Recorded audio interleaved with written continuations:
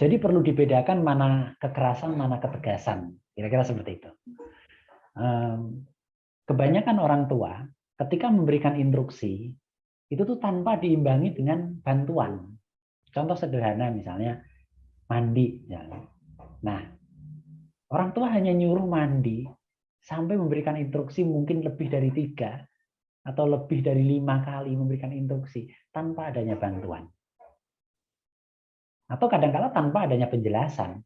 Nah, yang benar adalah berikan instruksi mandi, tapi jelaskan juga fungsi mandi itu apa. Misalnya fungsi mandi itu supaya bersih, supaya virus nggak ada, supaya bakteri nggak ada, misalnya. Supaya sehat dan lain sebagainya. Dijelaskan sedetail mungkin sampai anak paham, kemudian anak juga kemudian tangannya dipegang, diajak ke kamar mandi, kemudian dimandiin misalnya. Atau dibantu dengan diguyur dulu misalnya. Kemudian itu menjadi suatu kebiasaan. Gitu. Ketika anak udah biasa kan mandi menjadi enteng, menjadi ringan. Tapi kalau mandi ini tidak dibiasakan, kan jadi terasa berat kan kira-kira gitu. Artinya ketika orang tua itu tegas, ketika memberikan 2 instruksi, kemudian anak diprom atau dibantu, tangannya dipegang, diajak ke kamar mandi, kemudian dimandiin.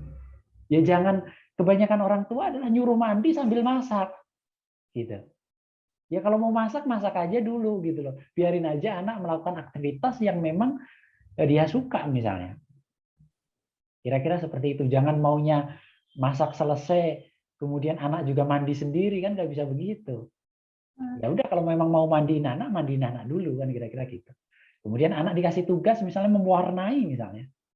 Kemudian barulah orang tua masak misalnya. Jadi jangan akhirnya maunya semuanya selesai, tapi akhirnya nggak selesai juga. Yang terjadi malah berantem kan kira-kira gitu. Ya berarti orang tua harus membedakan mana ketegasan dan mana kekerasan gitu ya Pak ya. Betul. Dan Jadi ketika memberikan instruksi pada anak harus juga disertai dengan contoh karena anak akan meniru juga bisa perbuatan orang tua itu ya Pak. Ya contoh atau bantuan lah. Ya, Kira-kira gitu. Dibantu lah kira-kira gitu. Nah Pak, saat ini kan banyak permainan atau game online seperti contohnya Free Fire. Terima kasih sudah nonton. Jangan lupa like, subscribe, dan share ya.